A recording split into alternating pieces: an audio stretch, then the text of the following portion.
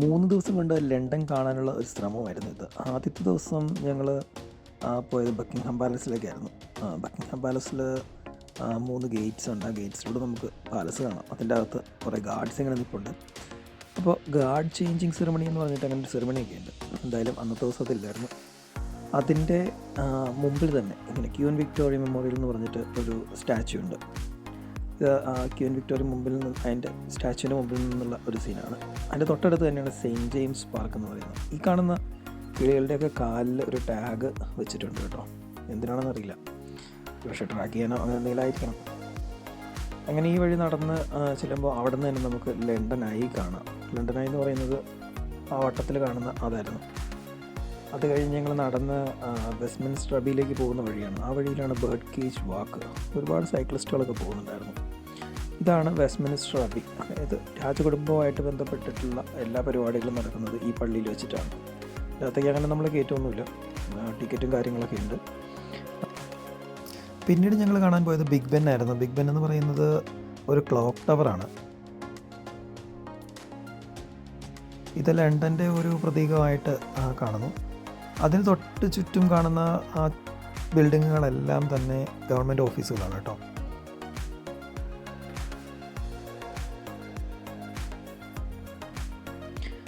ഇതിൻ്റെ സൈഡിൽ നിന്ന് നോക്കിക്കഴിഞ്ഞാൽ നമുക്ക് അവിടെ തന്നെ ലണ്ടൻ ഐ ഉണ്ട്.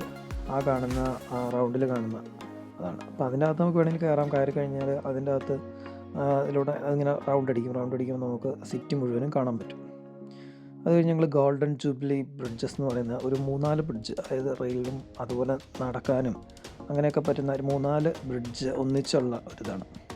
അവിടെ നിന്ന് കഴിഞ്ഞാൽ ശരിക്കും ലണ്ടനായി നമുക്ക് വ്യക്തമായിട്ട് കാണാൻ പറ്റും. നമുക്കതിൻ്റെ താഴെ പോവാം. താഴെ ഞങ്ങൾ പോയി ഫോട്ടോകളൊക്കെ എടുത്തു. അതിനുശേഷം വില്ലോ സ്ട്രീറ്റിലൂടെ ഞങ്ങൾ ഒരു ഗ്രൗണ്ട് പിടിക്കാൻ പോവുകയാണ്. ഗ്രൗണ്ട് എന്ന് പറഞ്ഞാൽ അവിടുത്തെ ഇതായിരുന്നു, സബ്വേ ആയിരുന്നു, അതായത് മെട്രോ. ആ മെട്രോ ചെന്നിറങ്ങുന്നിടത്ത് ഇങ്ങനൊരു ക്ലോക്ക് ഉണ്ട്, മാർച്ചൻ ബാസ് റിയൽ ടൈം ക്ലോക്ക്. ആക്ച്വലി അതൊരു ആർട്ടാണ്. അന്ന് രാത്രി ഞങ്ങൾ പിന്നീട് പോയത് വിൻ്റർ വണ്ടർലാൻഡിലേക്കാണ്. ഞങ്ങൾ സ്റ്റേ ചെയ്ത് പാഡിങ്ടൺ എന്ന് പറഞ്ഞ സ്റ്റേഷൻ്റെ അടുത്തായിരുന്നു. അതിന് തൊട്ട് അടുത്ത് എന്ന് വെച്ചാൽ ഒരു 2 കിലോമീറ്റർ ചുറ്റളവിലാണ് ഈ പറയുന്ന വിൻ്റർ വണ്ടർലാൻഡ് ഉണ്ടായിരുന്നത്. ഹൈഡേ എന്ന് പറയുന്ന ഒരു പാർക്കിൻ്റെ അകത്താണിത്.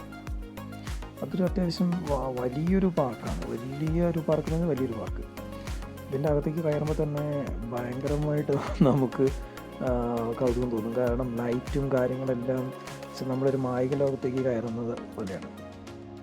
അവിടെ ഞാൻ ഏറ്റവും കൂടുതൽ കണ്ടത് ഇതുപോലെയുള്ള പാവകളുള്ള ഷോപ്സാണ്. ഈ ഷോപ്പിൽ നമുക്ക് മത്സരങ്ങളാണ്. അതായത് നമുക്ക് ചിലത് ബോൾ എറിയുന്നതായിരിക്കും, ചിലത് ബലൂൺ പൊട്ടിക്കുന്നതായിരിക്കും. അപ്പോൾ അങ്ങനെ അത് ചെയ്ത് കഴിയുമ്പോൾ കിട്ടുന്ന പ്രൈസ് എന്ന് പറയുന്നത് വലിയ പാവകൾ സമ്മാനമായിട്ട് കൊടുക്കുന്നത് കണ്ടിട്ടുണ്ട്. അതുപോലെ തന്നെ അവിടെ ഭക്ഷണം കഴിക്കാനും അതുപോലെ പാട്ട് കേൾക്കാനും അങ്ങനെയുള്ള ബാറുകളും കാര്യങ്ങളും അതെല്ലാം ഇതിൻ്റെ അകത്തുണ്ട് കേട്ടോ. വൈകുന്നേരമാണ് ഇത് എല്ലാം തുടങ്ങുന്നത്. ഞങ്ങൾ ഏതാണ്ട് 7-7:30 സമയത്തോടെയാണ് ഇവിടെ ചെന്നത്. ഇതിനകത്തേക്ക് കാരണമെങ്കിൽ ടിക്കറ്റും കാര്യങ്ങളൊക്കെ വേണം. പിന്നെ രണ്ടാമത്തെ ദിവസം ഞങ്ങൾ ഇതുപോലെ തന്നെ ഗ്രൗണ്ട് എടുത്ത് 221 ബേക്കർ സ്ട്രീറ്റ് എന്ന് വെച്ചാൽ ഷെർലക് ഹോംസ് എന്ന് പറയുന്ന ആ കഥാപാത്രം ഉണ്ടായ ആ സ്ഥലം, അദ്ദേഹം കഥകളിലും കാണിച്ചിട്ടുള്ള ആ വീട് 221 ബേക്കർ സ്ട്രീറ്റ്. അതിന് തൊട്ടടുത്ത് തന്നെയായിരുന്നു മാഡം തുസാസ് വാക്സ് മ്യൂസിയം. ഒരുപാട് കാണാനുള്ള ഒരു സംഗതിയായിരുന്നു. തുടക്കം കയറുമ്പോൾ തന്നെ നമ്മൾ കാണുന്ന ദീപിക പദുക്കോണിൻ്റെ സ്റ്റാച്യു ആണ്.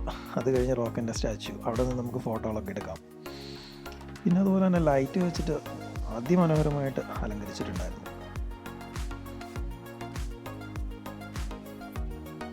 ആരുടെ വേണമെങ്കിലും കൂടെ നമുക്ക് ഫോട്ടോകൾ എടുക്കാം. അതുപോലെ തന്നെ ഇതുപോലൊരു നമ്മുടെ ഓട്ടോറിക്ഷകളെ ഓർമ്മിപ്പിക്കുന്ന തരത്തിലുള്ളൊരു സംഭവം, അതിൻ്റെ അകത്ത് കയറിയിരുന്ന് നമുക്ക് ലണ്ടൻ്റെ ചരിത്രം ഇങ്ങനെ കാണാൻ പറ്റും.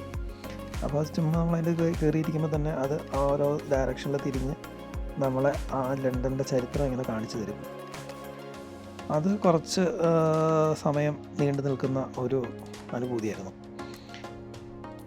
ഇത് ഞാൻ റോക്കിൻ്റെ കൂടെ നിന്ന് എടുത്തൊരു വീഡിയോ ആയിരുന്നു കേട്ടോ. നമ്മളവിടെ പ്രസ് ചെയ്യുമ്പോൾ പുറകിൽ യു ആർ ദ വിന്നർ എന്ന് പറഞ്ഞിട്ട് എഴുതി കാണിക്കുന്ന ഒരു വീഡിയോ ആണ്.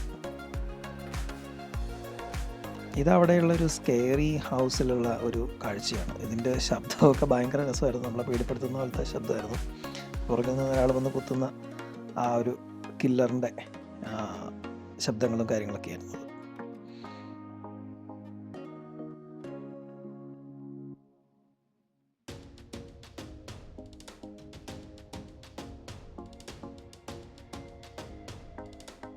അതിനുശേഷം ഞങ്ങൾ വീണ്ടും അണ്ടർഗ്രൗണ്ടിലേക്ക് ചെന്നു. ബേക്കർ സ്ട്രീറ്റ് അണ്ടർഗ്രൗണ്ട്, ഇതാണ് ആ സ്റ്റേഷൻ. അണ്ടർഗ്രൗണ്ട് എന്ന് പറയുന്നത് അവിടുത്തെ സബ്വേ ആണെന്ന് ഞാൻ പറഞ്ഞല്ലോ. അത് ഞങ്ങൾ കയറി ബ്രിട്ടീഷ് മ്യൂസിയത്തിലേക്ക് എത്തി. ബ്രിട്ടീഷ് മ്യൂസിയത്തിൽ ഒരു ക്യൂ ഒക്കെ ഉണ്ടായിരുന്നു. അതിൻ്റെ അകത്ത് ഒരുപാട് പുരാവസ്തുക്കൾ പലയിടത്തു നിന്നും പല രാജ്യങ്ങളിൽ നിന്നും കുഴിച്ചെടുത്തിട്ടുള്ള, അതുപോലെ കണ്ടെടുത്തിട്ടുള്ളത്. അതിൽ എന്നെ ഏറ്റവും ആകർഷിച്ചത് ഈ ലൈബ്രറി ആയിരുന്നു. കാരണം ഈ ലൈബ്രറിയാണ് പിന്നീട് മ്യൂസിയമാക്കി മാറ്റിയത്.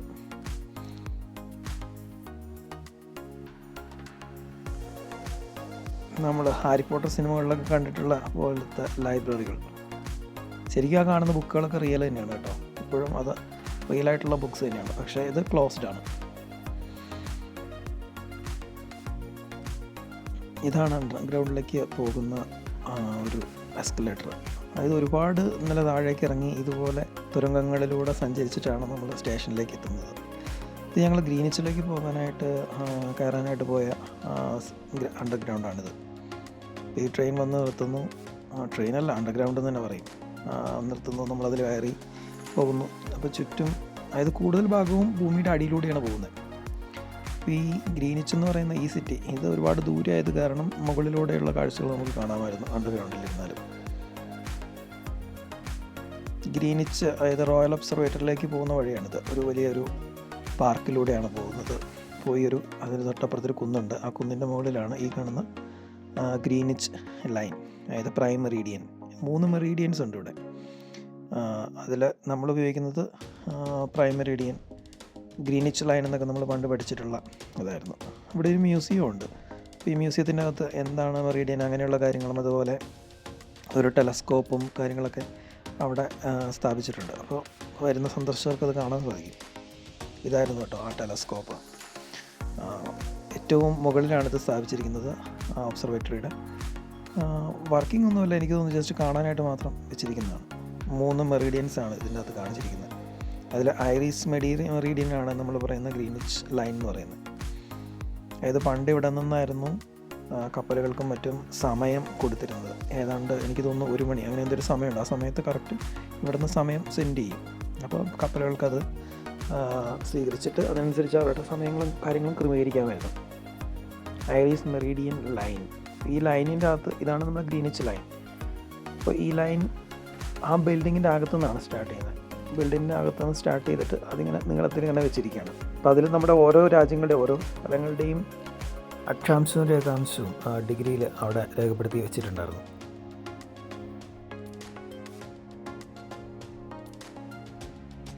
അതിൽ നമ്മുടെ ബോംബെ ഉണ്ടായിരുന്നു.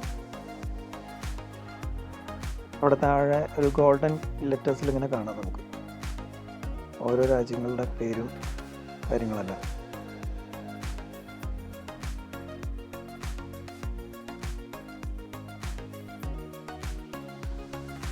എനിക്ക് തോന്നുന്നു രാജ്യങ്ങളെന്നതിനുപരി ഒരുപാട് സ്ഥലങ്ങളുടെ പേരുകളാണ് അതിൻ്റെ അകത്ത് കണ്ടത് കേട്ടോ. ഏതാണ്ട് സമയം അന്ന് ആ സമയത്തായിരിക്കും രാത്രിയായിരുന്നു. പക്ഷേ രാത്രി എന്ന് പറഞ്ഞാൽ 4 മണി ആകുന്നേ ഉണ്ടായിരുന്നുള്ളൂ. 4 മണി 4:30 രാത്രി. അവിടെ നിന്ന് നോക്കിക്കഴിഞ്ഞാൽ ആ സിറ്റി മുഴുവൻ നമുക്ക് കാണാൻ സാധിക്കും. നൈറ്റ് ലൈറ്റിൻ്റെ പ്രഭാവത്തിൽ അത് ഭയങ്കര ഭംഗിയുള്ള ഒന്നായിട്ട് കാണാൻ പറ്റും കേട്ടോ. അതിനുശേഷം ഞങ്ങൾ തിരിച്ച് വീണ്ടും അവിടെ നിന്ന് നടന്ന് നമ്മൾ വന്ന അതേ അണ്ടർഗ്രൗണ്ടിലേക്ക് ചെല്ലുകയാണ്. ഇനി ഞങ്ങൾ കാണാൻ പോകുന്നത് ലണ്ടനിലെ രാത്രിയിലുള്ള ആ ഭംഗിയാണ്. ലണ്ടനിലെ ലൈറ്റുകളാണ് കാണാൻ പോകുന്നത്. അതായത് ഓരോ സ്ട്രീറ്റുകളും അതിമനോഹരമായിട്ട് അലങ്കരിച്ചിട്ടുണ്ട് ലൈറ്റുകൾ വെച്ചിട്ട്. ഓരോ സ്ട്രീറ്റുകളും ഓരോ പ്രത്യേക തരത്തിലുള്ള പാറ്റേണിലാണ് ചെയ്തിരിക്കുന്നത്. അത് കാണാനായിട്ട് ഒരുപാട് സഞ്ചാരികൾ വരുന്നുണ്ടായിരുന്നു.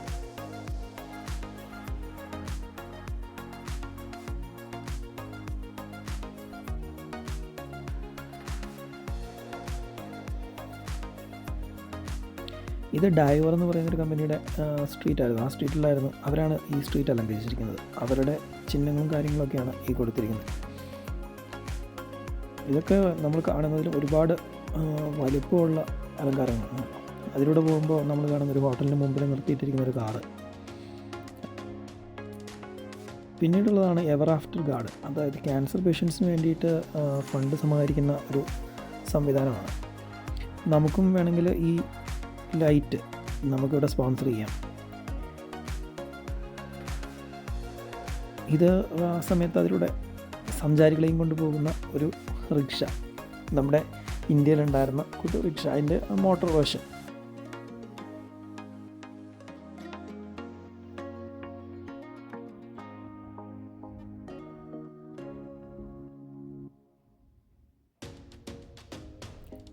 പിന്നീട് എനിക്ക് ഏറ്റവും കൂടുതൽ ഇഷ്ടപ്പെട്ടത് ഡയോറിൻ്റെ ഈ ഫ്രണ്ടിൽ കാണുന്ന ലൈറ്റ് വെച്ചിട്ടുള്ള ഈ അലങ്കാരങ്ങളായിരുന്നു. സീ ഹോഴ്സും കാര്യങ്ങളൊക്കെ ഉണ്ടായിരുന്നു. പിന്നെ ഉണ്ടായിരുന്ന കാർട്ടിയറിൻ്റെ ബിൽഡിങ്ങിൻ്റെ മുകളിലുണ്ടായിരുന്ന അലങ്കാരമാണിത്. ഇതെല്ലാം ശരിക്കും ബ്രാൻഡഡ് ആയിട്ടുള്ള ഷോപ്പുകളുടെ ആ സ്ട്രീറ്റുകളിലാണ് കൂടുതലായിട്ട് അലങ്കരിച്ചിരിക്കുന്നത്. ഒരു പ്രൊമോഷനും അങ്ങനെ അതെല്ലാം ഉദ്ദേശിച്ചുകൊണ്ടുള്ള ഒന്നായിരുന്നു.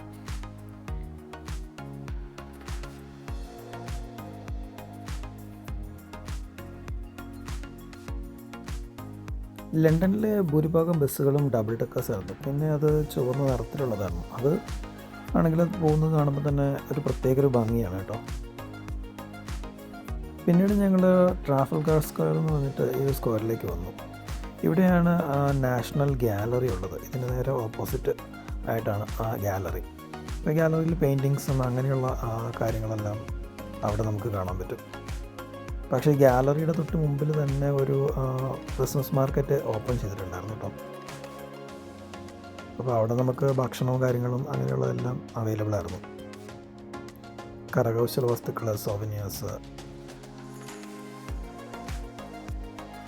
അങ്ങനെ വീണ്ടും ഞങ്ങൾ നടന്ന് ഓരോ സ്ട്രീറ്റുകളിലൂടെയും നടന്ന് നീങ്ങുന്നു.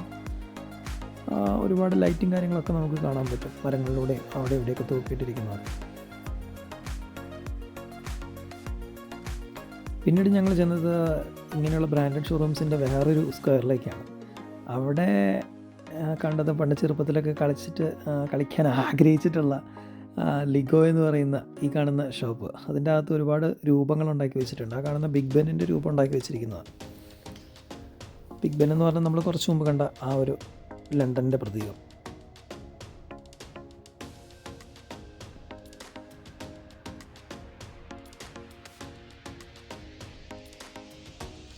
ഈ കാണുന്നത് ആപ്പിൾ മാർക്കറ്റാണ്.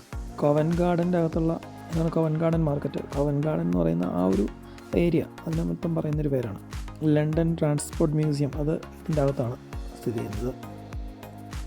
പക്ഷേ ആ സമയത്തേക്ക് അതെല്ലാം ക്ലോസ് ആയിരുന്നു, കാരണം രാത്രിയായിപ്പോയി.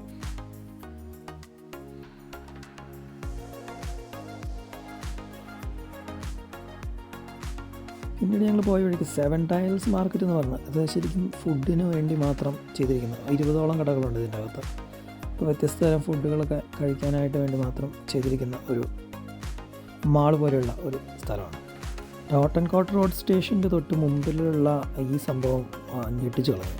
കാരണം ഇതൊരു ജയൻറ്റ് പബ്ലിക് ഓഡിറ്റോറിയം വിത്ത് LED സ്ക്രീൻസ് ആണ്. അതായത് മുഴുവനും സ്ക്രീനുകൾ വെച്ചിരിക്കുന്നു. അതിലൂടെ 4K 8K ഉള്ള ചിത്രങ്ങളും മറ്റും ഇങ്ങനെ ഓടിക്കൊണ്ടിരിക്കുന്നു.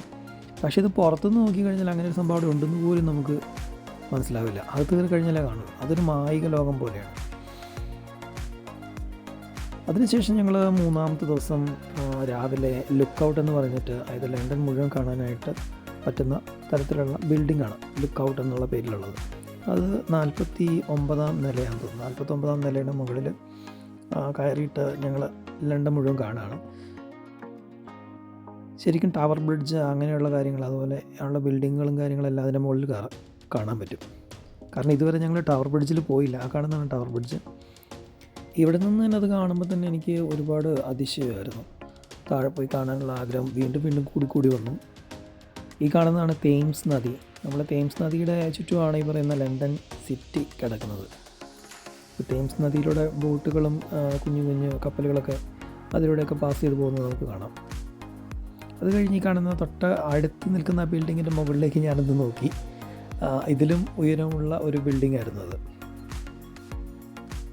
ഞങ്ങൾ താഴെ ഇറങ്ങിയതിന് ശേഷം അതിനാണെങ്കിൽ ഈ ബിൽഡിങ്ങിൽ കയറാൻ പറ്റുമോ എന്ന് അന്വേഷിച്ചു. അങ്ങനെ ആ ബിൽഡിംഗ് ആയിരുന്നു ഹൊറൈസൺ 22. എന്തോ ഭാഗ്യത്തിന് അവിടെ വാക്കിംഗ് ചെയ്തപ്പോൾ തന്നെ ഞങ്ങൾക്ക് ടിക്കറ്റ്സ് കിട്ടി. അങ്ങനെ അതിൽ കയറി ഞങ്ങൾ 58-ാം നിലയിൽ, ഏറ്റവും മുകളിലത്തെ നിലയിൽ ചെന്നു. അവിടെ ചെന്ന് ഇതേ വ്യൂ തന്നെയാണ്, പക്ഷേ കുറച്ചും കൂടെ അല്പം കൂടെ ഒരു 10 നില മുകളിലൂടെ അത്രയും കൂടെ ഹൈറ്റിൽ നിന്ന് നമുക്ക് കാണാൻ പറ്റും.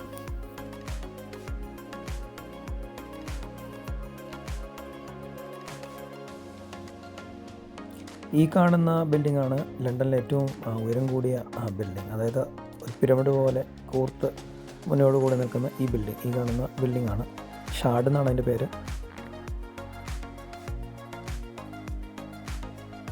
ഇതും സ്കൈ ഗാർഡൻ എന്ന് പറയുന്ന മറ്റൊരു ബിൽഡിംഗ്. ഇതിൻ്റെ മുകളിൽ നമുക്ക് കയറി നിന്ന് ഈ പറയുന്ന ലണ്ടൻ സിറ്റി മുഴുവൻ കാണാൻ സാധിക്കും. അതിനുശേഷം ഞങ്ങൾ ലണ്ടനൽ മാർക്കറ്റിലേക്കാണ് പോകുന്നത്. അവിടെയും ഇതുപോലെ മനോഹരമായിട്ട് അലങ്കരിച്ചിട്ടുണ്ട്. പക്ഷേ ഇതൊരു പെർമനൻ്റ് ആയിട്ടുള്ളൊരു മാർക്കറ്റായിരുന്നു. ഒരുപാട് ക്രിസ്മസ് ബന്ധപ്പെട്ട കടകളെല്ലാം ഉണ്ടായിരുന്നു അവിടെ. അതെല്ലാം കണ്ട് ഞങ്ങൾ വീണ്ടും നടന്ന് ഞങ്ങൾ അല്പം, അതായത് സിറ്റിയിലെ തന്നെ, അതായത് ലണ്ടൻ സിറ്റിയിലെ ഏറ്റവും പുരാതനമായിട്ടുള്ള ഒരു പള്ളി, ആ പള്ളിയുടെ സ്തൂപമാണ് കാണുന്നത്. All Hallows by the Tower എന്നാണ് അതിൻ്റെ പേര്. ഇതിന് തൊട്ടടുത്ത് തന്നെയാണ് ടവർ ഓഫ് ലണ്ടൻ, അതായത് കാസ്റ്റിലാണ്, ലണ്ടനിലെ കാസ്റ്റിൽ. ഞങ്ങൾ ഈ കാസ്റ്റിൽ മുഴുവൻ ചുറ്റി നടന്ന് കണ്ടു. ഇത് നിൽക്കുന്നതും തേംസ് നദിയുടെ തീരത്താണ്.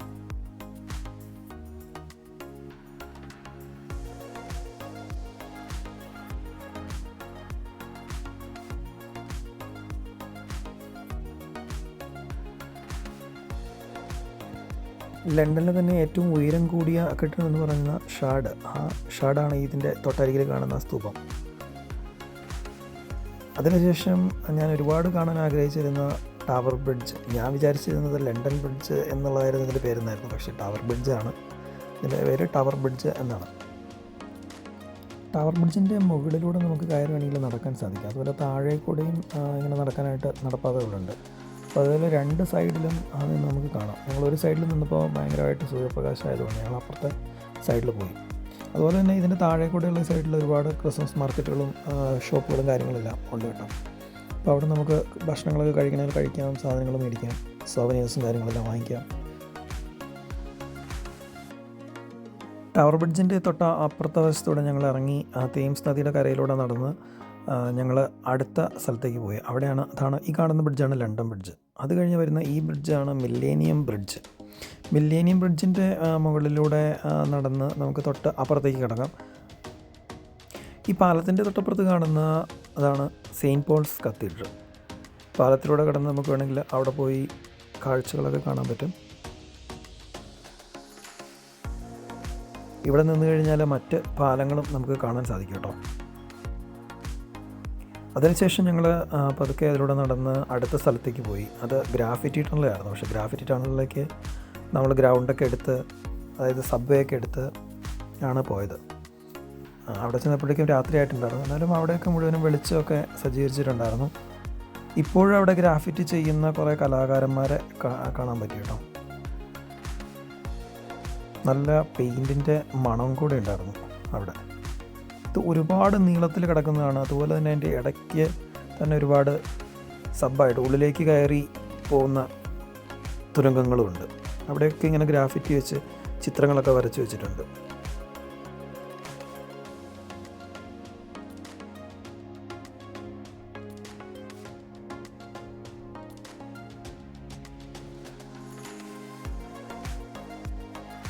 പിന്നീട് ഞങ്ങൾ പോയത് ചൈന ടൗണിലേക്കാണ്. ചൈന ടൗണിൽ ശരിക്കും നമ്മൾ അവിടെ ചെന്ന് കഴിഞ്ഞാൽ അവിടുത്തെ ഭക്ഷണങ്ങളും കാര്യങ്ങളൊക്കെയാണ് എക്സ്പ്ലോർ ചെയ്യാനായിട്ട് ഏറ്റവും കൂടുതലായിട്ട് ഉള്ളത്. ചൈന ടൗൺ ആണെന്ന് തിരിച്ചറിയാനുള്ള ഏറ്റവും വലിയ മാർഗ്ഗം എന്ന് പറയുന്നത് ഈ മുകളിൽ കാണുന്ന കെട്ടിത്തൂക്കിയിട്ടിരിക്കുന്ന സംഗതിയാണ് കേട്ടോ. ചൈന ടൗൺ കണ്ട് തീർത്തതിന് ശേഷം ഞങ്ങൾ കിങ് ക്രോസ് സ്റ്റേഷനിലേക്കാണ് പോയത്. ഇവിടെ സാധാരണ ട്രെയിനുകളും വരും, അതുപോലെ തന്നെ അണ്ടർഗ്രൗണ്ട് ട്രെയിനുകളും ഇവിടെ തന്നെ വരാറുണ്ട്. അപ്പോൾ ഇവിടെ നമ്മൾ കാണാനായിട്ട് വന്നത് എന്താണെന്ന് വെച്ച് കഴിഞ്ഞാൽ ഈ ഒരു പ്ലാറ്റ്ഫോം ആയിരുന്നു. പ്ലാറ്റ്ഫോം 9/3/4 എന്ന് പറയുന്നത്. ഹാരി പോട്ടറിൻ്റെ അകത്ത് ഹാരി പോട്ടർ ഇവിടെ നിന്നാണ് ട്രെയിൻ കയറുന്നത്. അപ്പോൾ ഇതാണ് ആ പ്ലാറ്റ്ഫോം.